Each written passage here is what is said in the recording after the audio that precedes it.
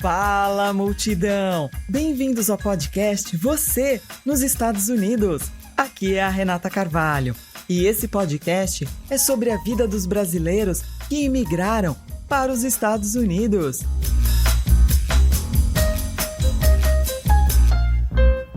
E a gente vai bater um papo, compartilhar histórias, experiências, ouvir diferentes pontos de vista, com a contribuição de convidados que residem em diversas regiões deste país. E o nosso convidado de hoje é o brasileiro, paulistano, executivo de uma empresa de gestão de investimentos e terapeuta Theta Healer nos Estados Unidos, Ariel Yari. Obrigada por sua participação, Ariel. Renata, muito prazer. Para mim é uma alegria muito grande estar aqui, poder compartilhar um pouco das minhas experiências com o teu público. Realmente me sinto bastante honrado, te agradeço a oportunidade.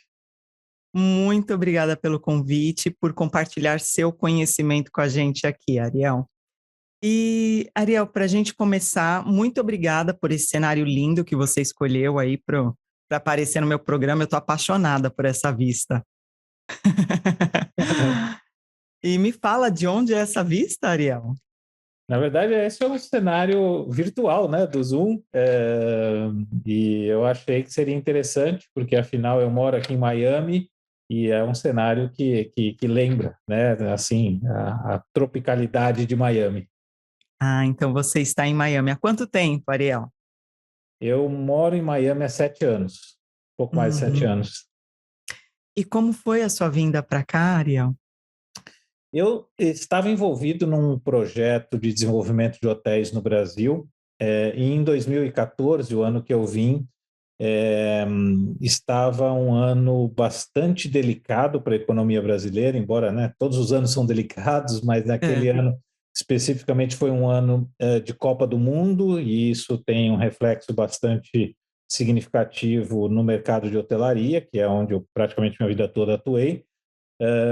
E também naquele ano foi o ano da reeleição da Dilma. E o projeto que eu estava envolvido era um projeto de construção de hotéis no Brasil, de novos projetos hoteleiros, e justamente entre a Copa do Mundo e a reeleição, que foi quando eu vim, a maioria dos investidores, das pessoas envolvidas nos novos projetos, não queriam conversar, estavam em compasso de espera para as eleições. E aí eu acabei vindo para cá, a Dilma foi reeleita, os projetos foram todos engavetados, eu fui ficando por aqui, e aí num primeiro momento eu fiz uma parceria com um proprietário de uma imobiliária para trabalhar projetos imobiliários em geral, e aí depois fui até chegar onde eu trabalho hoje. Ariel, você sendo empreendedor em Miami, um executivo, a gente vai falar logo mais dessa sua parte empreendedora, da parte dos hotéis, que é o seu business. E eu te anunciei como terapeuta Theta Healer. E como que funciona, como que o Theta Healing apareceu na sua vida e como que ele contribui para a sua evolução, para a sua vida? Só é importante esclarecer que eu, digamos, não atuo profissionalmente como terapeuta, eu fiz essa formação, eu poderia ou posso atuar, mas no meu dia a dia eu tenho usado o Theta Healing mais para questão pessoal, individual minha, mas acabo fazendo alguns atendimentos para pessoas mais próximas por puro prazer. O Theta Healing, só para quem não conhece, é uma técnica fantástica que acessa todo o nosso subconsciente, as informações que a gente tem guardadas no nosso subconsciente, e que sabe-se cientificamente comprovado que, na verdade, segundo o Theta Healing, em torno de 8% a gente tem acesso a 8% do nosso subconsciente, o restante fica realmente, não fica consciente para a gente. Mas essas informações todas que constam no nosso subconsciente acabam interferindo no nosso dia a dia, nas nossas atitudes, na nossa forma de atuar no mundo, até na nossa forma de pensar e de agir, e muitas vezes trazem, digamos, questões ou formações do nosso passado que acabam sem que a gente tenha consciência, mas interferindo de maneira muito significativa no nosso dia a dia. A gente sabe disso, que o ser humano, para mudar um hábito, precisa aí de pelo menos 21 dias, tem várias pesquisas sobre isso, mas em geral se fala em 21 dias para conseguir mudar um hábito. Então, muitas vezes é que nem a gente dirigir um carro, né? A gente não percebe que está fazendo alguns movimentos necessários para dirigir, e assim a gente acaba fazendo no nosso dia a dia, na nossa vida também, uma vez que a gente se habitua a responder a questões do dia a dia de maneira automática. Então, para mim, foi um presente muito grato ter encontrado o Theta Healing, ter feito a formação de Theta Healing, porque o Theta Healing nos permite, primeiro, ativar e trazer para a consciência tudo o que está no nosso subconsciente, e mais do que isso, de a gente criar realidades de maneira consciente a partir do que a gente quer. Então, é realmente uma ferramenta poderosa, ativa muito as nossas percepções, e para mim tem sido realmente um ganho muito grande de utilizar isso no dia a dia, nas relações pessoais, nas relações profissionais, nas relações familiares. Tem sido uma mudança muito significativa de vida desde que eu tive acesso e conheci o Theta Healing, que não tem mais de um ano, não tem um ano, é por volta de um ano que eu comecei a ter contato com o Theta Healing e acesso ao Theta Healing. Tem sido um presente fantástico para a minha vida. E, Ariel, ele é aplicado como uma forma de meditação? Como que é feito, assim, essa aplicação só para a pessoa estar inserida nessa nova forma de consciência? O próprio nome, Theta Healing, né, seria a cura através do Theta, né? O Theta é uma frequência vibratória elétrica, que é uma frequência semelhante, digamos, à frequência, ou muito próxima da frequência do sono, e que justamente permite, quando a gente está nessa frequência, acessar essas informações todas que a gente traz no nosso subconsciente. Então, existe uma técnica que a gente vai até essa frequência, e estando nessa frequência a gente consegue acessar, trabalhar, ressignificar e restabelecer toda a nossa subconsciência e trazer isso para o consciente, para o nosso dia a dia. Em que momento você percebeu que houve uma melhora, assim, no que... Eu sei que às vezes é uma pergunta meio pessoal, né? Porque a gente tem nossas travas, nossos projetos. Mas em que momento que o Ariel percebeu que fez efeito para ele esse novo tratamento? É considerado um Desde a primeira tratamento? vez que eu conheci o Theta Healing, que eu fiz um atendimento, digamos, como paciente, fiquei muito impressionado com, digamos, os arquivos de memórias que eu acessei. Embora a gente, assim, no Theta Healing não tem importância se a gente, na verdade, está acessando uma memória ou uma imaginação ou alguma coisa que a gente já viveu enquanto, digamos, criança, por exemplo, porque, na verdade, o ponto é o quanto isso interfere no nosso dia a dia. Então, desde o primeiro atendimento, para mim foi muito significativo perceber coisas e entender comportamentos que eu tinha e qual era a causa desses comportamentos, e a partir do momento que a gente vai lá na causa e modifica a causa, aí a gente acaba mudando realmente toda a realidade a partir de então.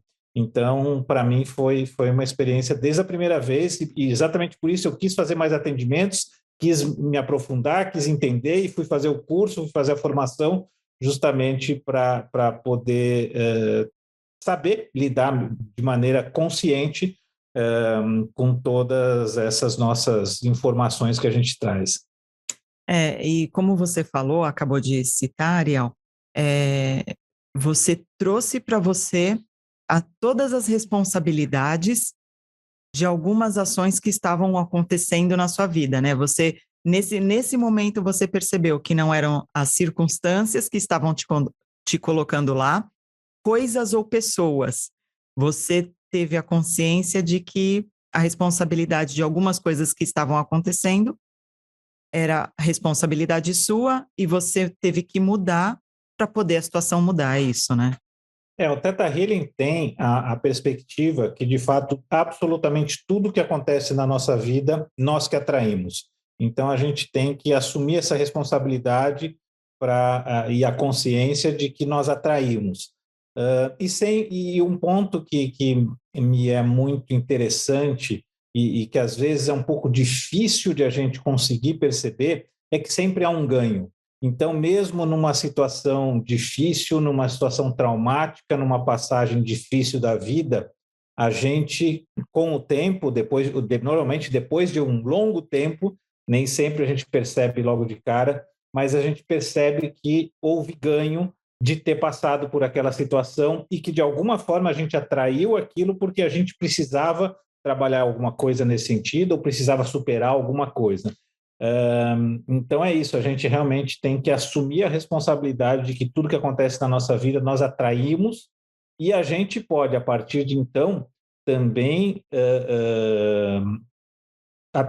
conscientemente criar novas realidades para a nossa vida, porque o mundo está absolutamente à disposição para que a gente crie e cocrie novas realidades, tanto para a gente quanto para o nosso entorno.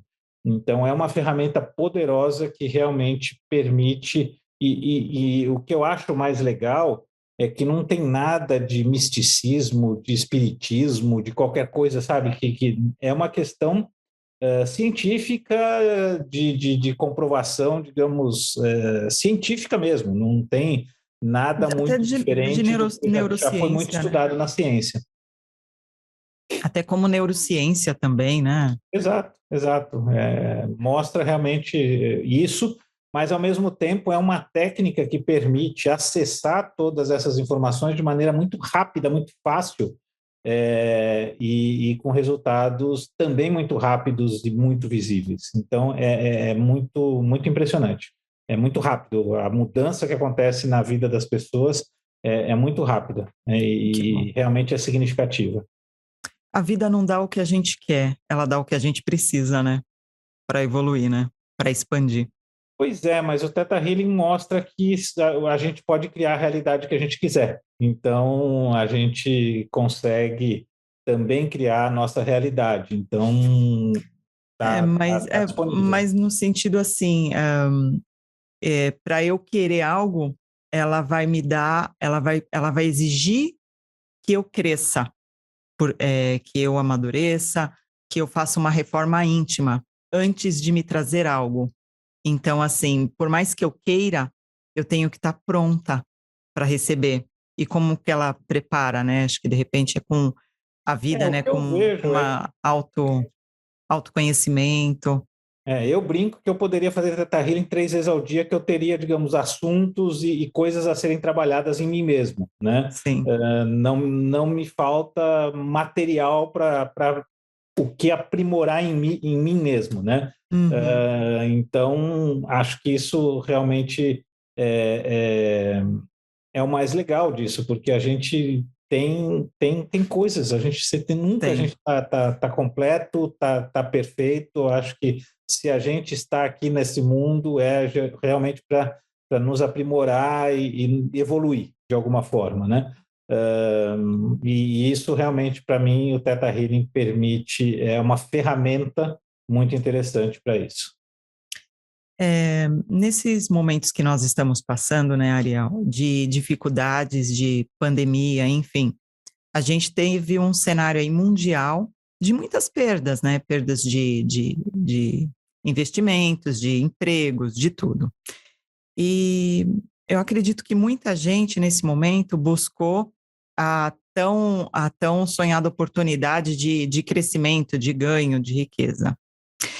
Então, vindo para essa questão, não só humana, mas de espécie, dinheiro, Como que você vê que o Theta Healing traz prosperidade para a pessoa? Qual que é como que essa ferramenta ajuda a pessoa a ser mais próspera? Financeiramente, tem a parte familiar, tem a parte espiritual, mas a financeira, por exemplo.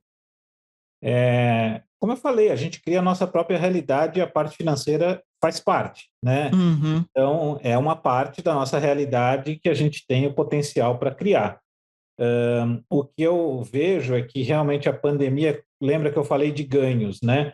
De sim, certa forma, a pandemia trouxe justamente o ganho das pessoas se voltarem mais para si mesmas, se voltarem mais para as pessoas que amam, para as pessoas valorizar mais, digamos, a vida em família ou as pessoas queridas.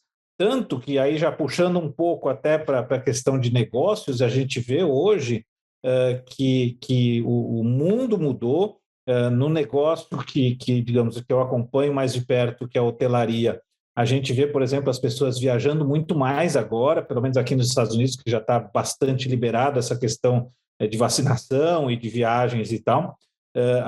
As pessoas estão valorizando muito mais esse tipo de experiência e sim. muito menos, por exemplo, experiências ficar acumulando bens sem de fato ter um propósito específico para isso.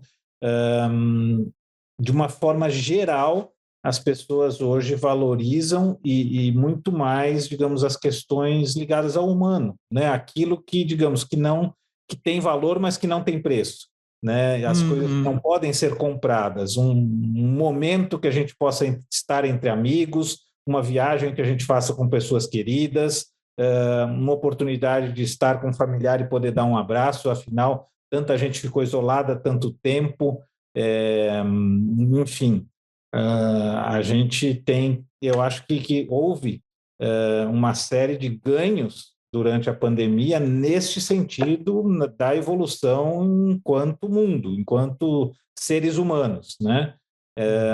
Claro que com isso eu não estou menosprezando ou desconsiderando a dor das perdas e tudo isso, mas tentando fazer uma leitura, enxergando assim de uma maneira um pouco mais distanciada, eu vejo que o chamado aí novo normal, as pessoas estão de fato dando muito mais valor ao que não se compra e ao humano, à convivência humana, à oportunidade de a gente trocar entre seres humanos. Então, para mim, no final das contas, de novo, uma experiência que aparentemente traumática, ruim, difícil para todos, mas sempre tem um ganho, sempre tem um ganho.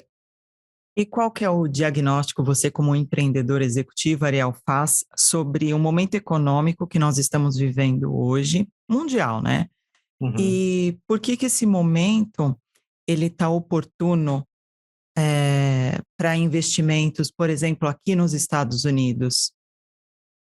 Bom, de uma maneira mais abrangente, eu vejo que, obviamente, a pandemia e as consequências econômicas decorrentes da crise sanitária da pandemia trouxeram mudanças significativas em praticamente todos os segmentos, em todos os setores da economia, eu diria até em todos os setores de vida humana, né?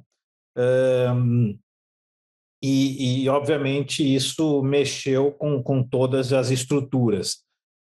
O que eu tenho visto é que, obviamente, os Estados Unidos é um país que tem injetado muito dinheiro na economia e a recuperação econômica nos Estados Unidos ela acaba sendo muito mais rápida do que em qualquer outra parte do mundo. Aliás, outras crises já mostraram isso também. E a consequência disso é que, óbvio, os Estados Unidos hoje é o país que mais recebe recursos de quem busca, quem está querendo investir ou de quem está querendo preservar patrimônio. E, de fato, desconheço, sabe, outros lugares do mundo em que se tenha tantas oportunidades com um mercado interno tão forte, né? Eu posso te dizer, na hotelaria, que é onde eu atuo, nós, na maciça maioria dos hotéis, já estamos com um movimento igual à pré-pandemia. Uau! Isso porque as fronteiras estão fechadas, quer dizer, só entra Imagina. nos Estados Unidos atualmente alguns países ou quem é cidadão ou tem green card, né? Então, a fronteira dos Estados Unidos ainda continua fechada para a maioria, inclusive para brasileiros, né? Para a maioria das nacionalidades. Então, ainda assim, já temos um movimento na hotelaria, na maioria dos casos, nos mesmos níveis da pré-pandemia. Então, só mostra a força do mercado interno americano, né? Pouca gente sabe, mas se você for ver, por exemplo, Orlando, né, que tem a Disney, que todos os É. brasileiros adoram ir, né? A maciça maioria do público de Orlando não é de estrangeiros, é americano. Então, os estrangeiros acabam sendo um percentual que eu não sei os números exatos, mas não é mais que 30%, 30 e pouco por cento. 70% do público de Orlando, por exemplo, é americano. Então, o mercado interno americano é muito forte em todos os segmentos, né? Então, isso reflete, obviamente, em quem busca investimento e quem busca preservar o seu patrimônio. Eu ouvi até essa semana de um analista de investimentos falando que é uma insanidade, é uma loucura quem tem patrimônio hoje não pensar em ter parte do seu patrimônio dolarizada. Claro que a gente está falando de um percentual pequeno de pessoas no Brasil, por exemplo, né, que tem condições disso, mas a Qual que é o verdade valor é mínimo que você indica, só para quem está assistindo, para começar a ter fôlego para um investimento, assim, só para a gente ter uma base? Qual o valor mínimo que você considera que a pessoa inicia um investimento em dólar? o que eu ouço aí de quem, digamos, é de fato um advisor, né, quem orienta investidores, é para que as pessoas tenham pelo menos 15% do seu patrimônio em moeda forte, né, em Ok. dólares. O fato é que existem diversas pesquisas que mostram isso, que as famílias mais ricas do Brasil têm a maior parte do seu patrimônio fora do Brasil. Isso, para mim, é uma demonstração inequívoca dessas pessoas, claro, estudam muito investimento, entendem muito de macroeconomia, e a maciça maioria está aqui nos Estados Unidos, está investido aqui nos Estados Unidos, né? Eu vi esses dias um dado oficial do Banco Central brasileiro que chega a quase 400 bilhões de dólares de brasileiros que existe investido aqui nos Estados Unidos com dados oficiais do Banco Central brasileiro. Então, o fato é que existe muito Um dinheiro tesouro. com a empresa que eu trabalho, a Drift, os investimentos são a partir de 25 mil dólares. Mas, na verdade, o que eu falo, às vezes, a pessoa até abrir uma conta aqui nos Estados Unidos e começar a ir mandando um pouco de dinheiro para cá, ela já está preservando o seu próprio patrimônio, porque mesmo que esse dinheiro esteja aqui, não esteja investido e não esteja rendendo, só o fato da diferença cambial, quando você analisa em período de tempo, seja lá de 5 anos, 10 anos, 20 anos, só a variação cambial as pessoas acabam em reais, digamos, enriquecendo bastante ou minimamente preservando o seu patrimônio. Então, é comum eu ouvir de investidores, mas não sei se é o momento agora de eu mandar dinheiro, porque o dólar está muito caro, Muito porque o dólar alta. subiu. A gente sempre escuta isso, eu sempre falo, olha, conosco, na companhia que eu trabalho, um investimento super conservador dá 10% ao ano, super conservador, com risco mínimo, muito, muito, muito baixo. Se você considerar só a oscilação do câmbio, tá bom, você pegou uma semana que subiu um pouco, está um pouco alto essa semana, talvez na semana seguinte ou no mês seguinte caia um pouco, mas só o fato de ir mandando e ter o dinheiro em dólar, quando você põe na linha de um ano, já compensou muito, né? Então, é isso. Eu sempre lembro que realmente a maciça maioria, com raras exceções, das famílias digamos, têm condições, eu diria, dos milionários brasileiros, tem a maior parte do seu patrimônio em reserva em moeda forte, e o dólar, imbativelmente, não se compara, porque é isso também, a dinâmica do mercado americano, quando, por exemplo, se compara com oportunidades de investimento na Europa, na maciça maioria das vezes, o mercado americano entrega uma rentabilidade muito maior, com a mesma segurança jurídica que a Europa, mas com uma cultura de negócios que eu diria mais próxima da do Brasil. O brasileiro tem uma dinâmica muito grande, eu diria que o mundo dos negócios no Brasil é um mundo bastante dinâmico, então eu diria que o brasileiro tem, digamos, uma proximidade cultural maior com os Estados Unidos do que com a maioria da Europa, e o fato é que a maciça maioria dos investimentos de brasileiros no exterior está aqui nos Estados Unidos. E para um potencial investidor que queira trazer toda a família, por exemplo, qual que é o caminho mais rápido para ele obter um visto, ou um green card? Ele tem um caminho para isso?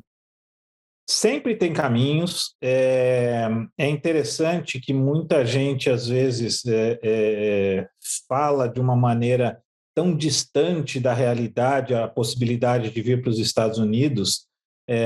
Claro, não sou advogado de imigração, né? Não sou advogado, mas eu acompanho, já fiz muitos eventos com muitos advogados, conheço vários advogados de imigração, e o que eu sempre ouço é que tem lá mais de 180 tipos de visto. Então, o que eu sempre recomendo é que as pessoas consultem, sim, um advogado de imigração. Aí cabe um alerta, consultar realmente advogado de imigração e quem é advogado de imigração aqui nos Estados Unidos, porque, enfim, não é youtuber, não é empresa que tem sócio, que não é advogado, mas, enfim, consulte realmente um advogado de imigração aqui nos Estados Unidos, porque na maioria das vezes o advogado consegue, entendendo a realidade de cada pessoa, encontrar um caminho. A empresa que eu trabalho tem a solução para o visto EB5. Nós fazemos projeto para o visto EB5, que é aquele visto que a pessoa investe $500 mil, foi aumentado para 900, depois baixou de novo para 500 e está para ser renovado e deve ter uma janela de oportunidade aí de continuar em $500 mil, que é um tipo de visto super interessante, obviamente, para quem tem os recursos, para quem tem essa condição financeira para esse potencial investidor. Acaba sendo, pelo que eu sempre ouvi dos advogados, a forma mais rápida, direta e barata de se chegar ao green card, porque não tem nenhum tipo de avaliação de mérito nesse tipo de visto, que precisa comprovar que o dinheiro é lícito, né, que a pessoa, de fato, ganhou legalmente aquele dinheiro, e que a pessoa não tem nenhum histórico, digamos, criminal. Ela é aprovada. Então, tem até um advogado que brinca, o pagou, passou, né? E diminuiu o valor, Ariel? E diminuiu o valor de 900 mil para 500 mil? Diminuiu? Exato. O que aconteceu não é que diminuiu, é que teve uma juíza que deu uma sentença cancelando essa correção do valor, mas foi 10 dias antes do programa expirar, que o programa expirou em 30 de junho. Então, o programa deve ser renovado aí nas próximas semanas, e o que a gente acredita que vai acontecer é que vai ter uma janela entre eles reativarem o programa e eles criarem novas regras para o programa. Então, nessa janela, que deve ser de 30 a 60 dias, muito provavelmente o investimento vai continuar sendo 500 mil, tanto que a gente tem incentivado quem pretende aplicar a sua cidadania através do visto EB5, que já contrate seu advogado, que já faça essa questão de documentação e principalmente essa demonstração da origem lícita dos recursos, para ficar tudo pronto para, uma vez que o programa volte, possa imediatamente aplicar e já garantir também um bom projeto no valor de 500 mil, porque o que a gente sabe é que, em função das alterações que tiveram na legislação nos últimos anos, a grande dificuldade, o grande desafio de alguém que vai aplicar para a EB5 é, de fato, conseguir um bom projeto com empresas que tenham credibilidade, que tenham histórico, e que não sejam só empreendedores querendo o dinheiro barato, que para o empreendedor acaba sendo o EB5, só querendo atrair esses investidores para ter dinheiro barato, né? Então, esse é, de fato, eu recomendo muito que os investidores que pretendem aplicar através do visto EB5, quem queira vir morar nos Estados Unidos, que o faça imediatamente, contrate imediatamente um advogado para preparar toda a documentação e, de preferência, já vai entrando em contato com quem tem projetos, com os projetos aí bem recomendados. O que eu posso dizer é que na empresa que eu trabalho, a gente tem um histórico de 100% de aprovação, tem mais de 100 investidores EB5. Qual é o nome da empresa, Ariel? Driftwood Capital. Ok. A gente tem um histórico muito grande e terei um imenso prazer de fazer uma apresentação para quem queira saber mais. É muito fácil de me encontrar aí nas comunidades sociais todas. Nós vamos passar seus contatos, seu Instagram, o site da empresa, nós vamos passar tudo. Terei imenso prazer em fazer uma apresentação para quem tem interesse nisso. Porque a sua empresa também ela dá toda essa consultoria, né? Depois que a pessoa aciona um advogado, ela deixa toda a documentação pronta, é a sua empresa que faz toda essa análise se a empresa ela está apta a receber esse EB5, essa é o diagnóstico que a sua empresa faz. A gente só faz hotelaria, né? Então a gente só faz hotéis. Então, quando a gente constrói um hotel, a gente coloca no componente dessa construção de hotel a questão dos investidores EB5. Por quê? O visto EB5 exige a criação de pelo menos 10 novos empregos nos Estados Unidos. Okay. Então, uma construção de hotel demanda, de fato, a geração de muitos empregos e aí a gente consegue colocar essa questão do visto EB5 nos hotéis que a gente constrói. E a gente tem construído aí 2, 3 hotéis por ano. Então, sempre tem aí oportunidades para esses investidores que queiram vir morar nos Estados Unidos. E o que é interessante é que na aplicação do EB5, numa mesma aplicação, entra a família toda, né? Entra aplicante, cônjuge e filhos solteiros até 21 anos. Numa mesma aplicação, normalmente vai todo um núcleo familiar. Quais são os números de hotéis abrindo nos Estados Unidos? Você tem esse número comparado com o Brasil? É incomparável a quantidade de hotéis que tem nos Estados Unidos, muito maior do que no Brasil. É um mercado completamente diferente do Brasil. Eu digo isso tendo atuado por mais de 20 anos na hotelaria brasileira. Eu costumo fazer a seguinte comparação, que a única semelhança entre hotelaria no Brasil e nos Estados Unidos é a experiência do hóspede. Para quem se hospeda, é semelhante se hospedar aqui ou no Brasil. O restante é tudo completamente diferente, desde questões jurídicas, questões financeiras, métodos construtivos, parâmetros de rentabilidade, parâmetros de custos. É realmente um outro mundo. Para minha grata surpresa, quando eu vim para os Estados Unidos, foi que aqui acaba sendo, digamos, muito mais interessante, muito mais viável. Para você ter uma ideia, tem-se aí uma média nos últimos anos de compra e venda de hotéis de acontecer mais de 2.000 transações por ano aqui nos Estados Unidos. Isso não ocorre no Brasil, não ocorre nem para 15, 20 transações por ano de hotéis realmente, não estou dizendo de estabelecimentos muito pequenos, mas de hotéis, ocorre muito pouco no Brasil, até pela estruturação jurídica no Brasil, estruturação financeira. Aqui a gente consegue comprar um hotel financiando 70%, a uma taxa aí de 5% ao ano. Então, é completamente diferente. Realmente, aqui é um mercado muito rentável, muito interessante, que entrega realmente para os investidores um resultado muito, muito interessante. O grande vilão do Brasil é o sistema tributário, Ariel? Eu não diria que é o sistema tributário, eu diria que é o sistema burocrático e a falta de confiança.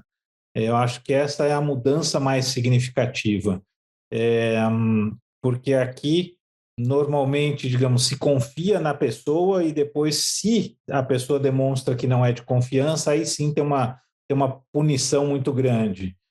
No Brasil, a gente tem que reconhecer firma, a gente tem que provar o tempo todo que, para começar, que a gente é a gente mesmo, né? e que, depois que você é honesto, que você é correto. Então, acho que é uma mudança de mentalidade muito diferente que leva a consequências desde da forma de se fazer transações, a forma de se viabilizar o mercado financeiro, o mercado de financiamentos e toda a burocracia ligada a essa questão da falta de confiança, né? Eu vejo, por exemplo, a parte, por exemplo, de documentos para quem investe conosco na Driftwood, é tão simples que, às vezes, um brasileiro que não está acostumado fala, mas é só isso mesmo? Não precisa reconhecer firma, não precisa autenticar no cartório, não precisa, sabe? Não, é simples, é tranquilo. Mas o que acontece? Se é uma empresa que está fazendo alguma coisa errada, se é não sei o que, vai levar uma punição realmente séria. É a diferença do Brasil, que cria-se um monte de burocracia, um monte de dificuldade, então acho que essa é a maior diferença. É claro que a forma de tributar aqui é bem diferente, né? Em geral, a tributação aqui se dá, por exemplo, para as empresas em termos de lucro líquido, quando no Brasil se tributa fato gerador, né? Não é nem o faturamento bruto, se tributa o fato gerador, né? Uma vez que a pessoa emite uma nota fiscal, ela já tem que pagar impostos, independente de ela ter recebido aqueles recursos ou não. E aqui, normalmente, as empresas são tributadas pelo lucro líquido. Então, isso já muda completamente. É um país muito mais pro-business, né? Aqui, realmente, continua sendo o país das oportunidades, tanto que eu fico muito feliz de ver muitos empreendedores brasileiros vindo para cá, investindo aqui e tendo muito sucesso, né? Com algumas exceções de quem não de fato faz um planejamento bem estruturado, com uma boa assessoria para entender as diferenças, né? Principalmente culturais e de hábitos de consumo do americano comparadas com a do brasileiro, mas tem cases super interessantes de empresas brasileiras que têm feito muito sucesso aqui nos Estados Unidos. Saiu uma informação, não é recente, mas deste ano, que às vezes algumas pessoas não têm essa informação, né, Ariel? Que o STF ele proibiu os estados de tributarem, né, as doações e as heranças, né, de bens no exterior. Isso é uma informação que não é muito divulgada, né? Na verdade, o que está acontecendo é que está em processo de votação no Congresso brasileiro mudanças que podem refletir nos investimentos que os brasileiros têm no exterior. Isso eu sei que está acontecendo no Brasil, desconheço essa informação sobre o STF, alguma coisa ligada ao STF, realmente desconheço, mas o que acontece é isso, de novo, o Brasil vai tributar mais ainda, só o que na prática vai acontecer é que vai afugentar ainda mais os investimentos para o Brasil e incentivar os brasileiros cada vez mais a investirem no exterior. Questões de tributação, óbvio que são complexas e tem muita gente especializada disso, não é minha especialidade, mas o que a gente sabe é que, em geral, o Brasil realmente tem uma complexidade tributária muito maior que os Estados Unidos. E óbvio, em todos os governos, a parte, digamos, que melhor funciona é justamente essa a capacidade de acompanhar e de tributar os contribuintes, né? Isso, eu acho a Receita Federal Brasileira tem uma qualidade de trabalho incrível, né? Mas, de alguma forma, eu vejo que está realmente mudando, querem tributar dividendos no Brasil, que é uma coisa que já se tributa na maior parte do mundo, no Brasil hoje não é tributado, mas, enfim, faz parte esse tipo de situação e uma vez estabelecida a lei, o que a gente sempre fala, não tem jeito, a lei é para ser cumprida, né? O que tem sempre que buscar as maneiras de poder minimizar os impactos, por exemplo, de tributação para os investidores, né? E aí sempre tem gente especializada que encontra soluções para maximizar essas oportunidades, mas não acho que seja positivo se o Brasil voltar a ter uma linha, digamos, mais de se fechar perante o mundo e tributar excessivamente tanto o investidor que quer aportar recursos no Brasil quanto o brasileiro que quer investir no exterior. Isso não me parece ser uma boa solução de longo prazo, até porque uma coisa que eu constantemente converso com os investidores, o fato dos brasileiros virem para o exterior, por exemplo, investir, acaba sendo uma oportunidade de preservação de patrimônio, que em algum momento, quando ele tiver uma oportunidade incrível no Brasil, ele vai levar esse recurso de volta para o Brasil. Então, ele vai se preservar para poder continuar investindo no Brasil. Isso é o que eu acabo vendo com muita frequência. E qual é a frequência que você vai ao Brasil? A sua família está toda aqui? Você tem familiares lá? A maciça maioria da minha família está no Brasil. Antes da pandemia, eu ia de 8 a 10 vezes por ano.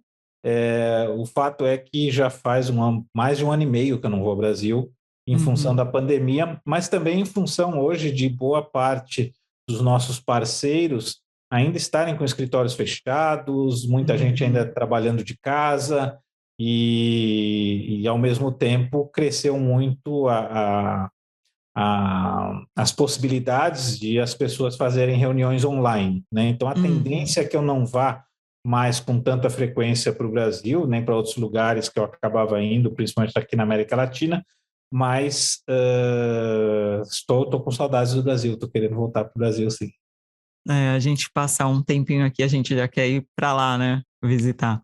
Tem muita coisa que a gente sente falta, né? O que tem lá que você sente falta, que não tem aqui?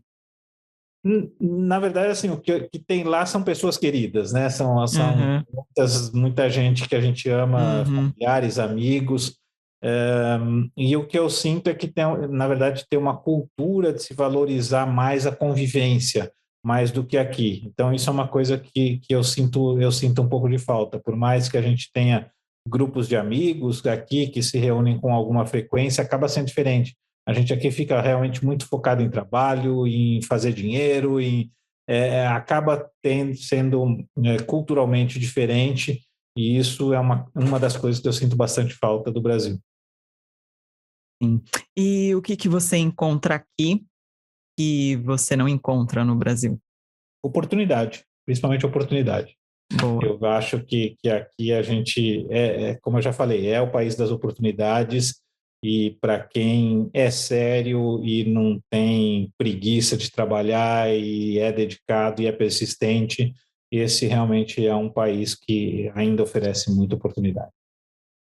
O que você gosta de fazer no seu tempo livre quando você está com a sua família aqui? Eu gosto muito de viajar. Realmente, para mim, eu brinco que o melhor investimento, né, é em viagem. Eu gosto realmente muito de viajar, mas eu tenho hábitos bastante simples, eu tenho uma vida bastante tranquila. Em geral, eu gosto de estar com as pessoas, eu gosto de gente. Eu também. Eu adoro pessoas, eu amo pessoas. Uma pergunta que eu sempre faço para os meus convidados, Ariel, qual foi o maior perrengue que você já passou aqui nos Estados Unidos? Maior perrengue? Nossa, o maior perrengue. boa pergunta. Eu confesso que para mim, eu acho que o maior perrengue talvez tenha sido justamente me adaptar a essa questão cultural de acabar convivendo menos com as pessoas no dia a dia, as pessoas que a gente gosta, em ter um grupo, digamos, de amigos mais restrito. Não sei se foi, de alguma forma, a realidade que eu criei ao vir, mas eu acho que isso é o que eu acabo mais sentindo falta realmente do Brasil, essa proximidade com as pessoas e estar se encontrando com uma certa constância. É isso mesmo, um monte de gente responde isso. Essa parte social acabou sendo um pouco afetada e acaba afetando a gente também, né? Ariel, qual a sua dica brazuca que você dá para quem tem vontade de vir para morar? Eu acho que é encontrar um equilíbrio entre conviver com os conterrâneos, com os brasileiros, e, ao mesmo tempo, conviver com os americanos, se inserir na comunidade e no país que resolveu vir, né? Aqui em Miami a gente tem, sei lá, 80 ou mais por cento de latinos, né? E que acaba, por um lado, ajudando a gente a manter, digamos, os hábitos culturais que a gente tem em geral na América Latina. Mas, por outro lado, a gente está nos Estados Unidos, a gente tem que seguir as regras e as leis americanas, e é importante que as pessoas entendam isso de maneira muito clara. É diferente, você tem que estar disposto a mudar uma série de hábitos, né? Então, eu brinco que aqui eu aprendi a fazer coisas, por exemplo, dentro de casa, que eu não fazia no Brasil, né? E a gente tem que fazer aqui, porque Por exemplo. não tem quem faça. Por exemplo, de limpar a casa, de pôr roupa para lavar e coisas desse tipo, cozinhar, coisas que eu não fazia absolutamente no Brasil. E a gente acaba tendo que fazer aqui, tirar lixo, sabe? Esse tipo de coisa que são parte, digamos, de como as coisas estão estruturadas aqui, que a gente tem que se adaptar e encarar numa boa. Então, também não é para todo mundo. Já vi, não foram poucos casos que eu já vi de famílias que vieram, não se adaptaram e voltaram, né? Porque precisa, de fato, estar disposto a se adaptar. É diferente. Não dá para ter o mesmo tipo de vida estando aqui, por mais que você esteja inserido numa comunidade brasileira, num bairro, numa região só de brasileiros, que tem, né, alguns desses clusters, né, desses núcleos, né, mas não dá para ter o mesmo tipo de vida. Você consegue até aproximar bastante, mas não dá. Então, por exemplo, né, comida brasileira a gente acha que é à vontade, qualquer tipo de produto brasileiro em termos de alimentação aqui em Miami, absolutamente o que você quiser tem.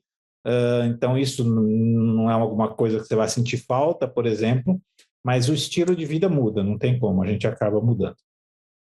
Como que você enxerga os americanos? Eu gosto muito do estilo dos americanos. Eu acho que os americanos têm, por exemplo, para mim, é uma diferença cultural de fazer negócios com americanos. Então, por exemplo, nós brasileiros, numa reunião de negócios, normalmente conversa, né, tem aquela coisa do começo, falar de política, falar de coisas alheias, né? E depois, lá em algum momento, começar a falar do negócio em si ou do tema específico da reunião. O americano já não, ele é, né, o straight to the point, vai falar do negócio, do assunto da reunião e tal, e aí, se sobra tempo no final, aí ele dá abertura para falar de alguma coisa pessoal, né?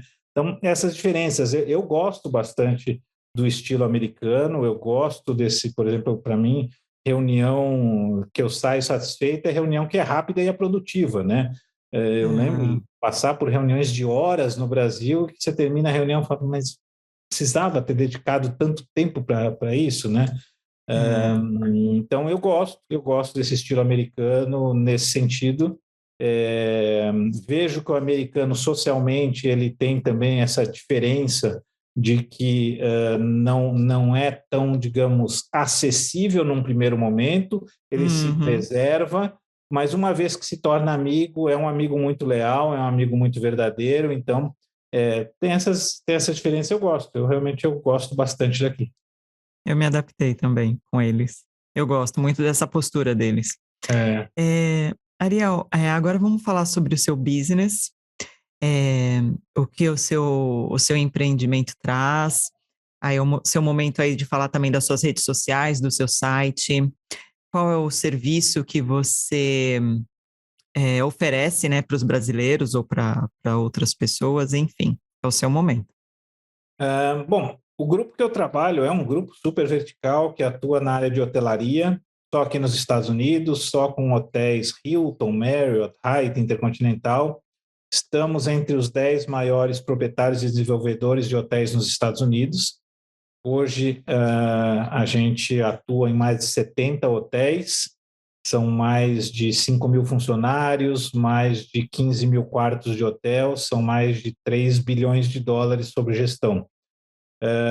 E o que a gente faz a gente tem basicamente 3 fundos específicos de investimento, um focado só em construção de hotéis, outro só em aquisições de hotéis e um terceiro só de operações financeiras ligadas à hotelaria. E o que a gente faz com esses fundos, a gente garante as oportunidades e depois repassa essas oportunidades para investidores que estejam buscando diversificação e renda passiva em dólares. Uhum. Os brasileiros que eu estou encarregado têm uma participação importante na companhia. Hoje eu sou o único brasileiro na companhia. Cerca de 35% dos investidores da companhia são brasileiros. São mais de 1.000 investidores que a gente tem na companhia, então tem bastante brasileiro que investe conosco. E é isso, a gente sempre oferece oportunidades aí, na maciça maioria das vezes são oportunidades com ganhos acima de 10% ao ano. Então, realmente, hotelaria é um setor muito interessante aqui nos Estados Unidos.